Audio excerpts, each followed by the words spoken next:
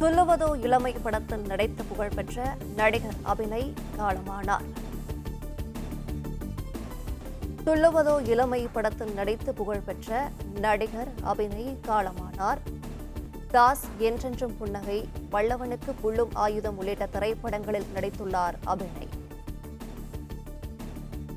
Liver cirrhosis என்ற நோயால் பாதிக்கப்பட்டிருந்தவர் இன்று அதிகாலை உயிரிழந்தார். துள்ளுவதோ இளமை படத்தில் நடித்து புகழ்பெற்ற நடிகர் அபிநய் காலமானார்.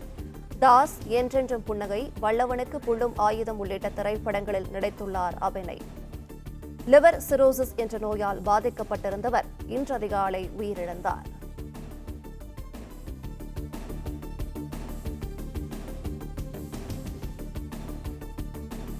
கூடுதல் விவரங்களை செய்தியாளர் யுவராஜ் வழங்கிட கேட்கலாம். யுவராஜ், விவரங்கள்.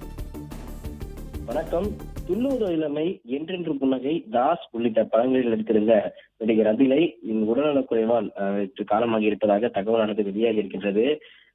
வீடு இல்லாமல் தன்னுடைய நண்பர்கள் மற்றும் ஹோட்டல்கள் என பல்வேறு இடங்களில் தங்கி வந்த அவர் தற்போது இந்த கோடம்பாக்கத்தில் ஒரு வீட்டில் வசித்து வருவதாகவும் இன்று அவர் உடல்நலக்குறைவு காரணமாக அதிகாலை உயிரிழந்துள்ளதாக தகவலானது தெரிவிக்கப்பட்டிருக்கின்றது. கிட்டத்தட்ட 2002ஆம் ஆண்டு கஸ்தூரி ராஜா இயக்கிய துள்ளுவதோ இளமை திரைப்படத்தின் மூலமாக நடிகராக அறிமுகமாக இருந்தார்.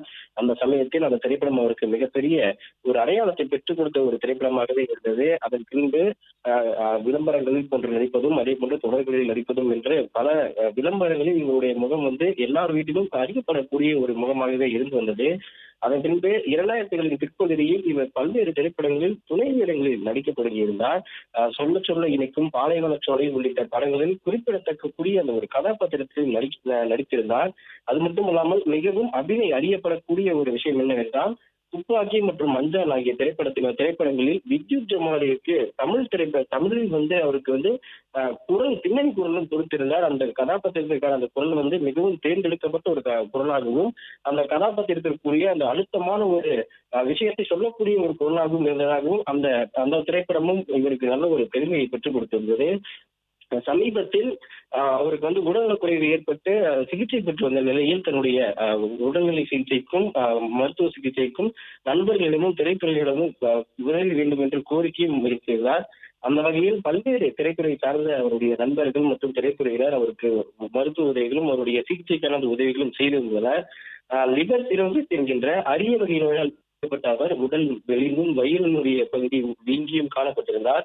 அந்த வகையில் எந்த ஒரு நிகழ்ச்சிகளிலும் கலந்து கொள்ளாத முடியாத அளவுக்கு உடல்நிலை பாதிக்கப்பட்டிருந்த அவருக்கு திரைத்துறையில் இருக்கக்கூடிய பல்வேறு நடிகர்கள் அவருடைய சிகிச்சைக்காக பண உதவி கொடுத்து உதவி செய்திருந்தனர். அண்மையில் ஒரு மாதத்திற்கு முன்பாக நடைபெற்று ஒரு திரைப்பட நிகழ்ச்சியில் பங்கேற்று தன்னுடைய உடல்நிலை குறித்தும் அந்த திரைப்படத்தை நடித்தது குறித்தும் பேசியிருந்தார். இந்நிலையில் இன்று உடல்நலக்குறைவு காரணமாக தொடர்ந்து சிகிச்சை பெற்றிருந்த அவர் உடல்நலத்தில் எந்த முன்னேற்றமும் இல்லாமல் இருந்த நிலையில் இன்று அதிகாலை உயிரிழந்ததாக அந்த தகவலானது வெளியாகியிருக்கின்றது. சென்னை ரங்கநாதபுரத்தில் இருக்கக்கூடிய அந்த இல்லத்தில் வாடகைக்கு வசித்து வந்த அவர் உயிரிழந்திருக்கின்றார். அவருக்கு நடிகர் சங்கம் சார்பில் அவருக்கு இறுதி மரியாதை செலுத்துவதற்காக அந்த ஏற்பாடு தொடர்ந்து செய்யப்பட்டு வருவதாகவும் தகவல் வெளியாகியிருக்கிறது. பிளே ஸ்டோர் மற்றும் ஆப் ஸ்டோரில் இருந்து பாலிமர் செயலியை QR கோடு மூலம் பதிவிறக்கம் செய்யுங்கள். செய்திகளை உடனுக்குடன் பெறுங்கள்.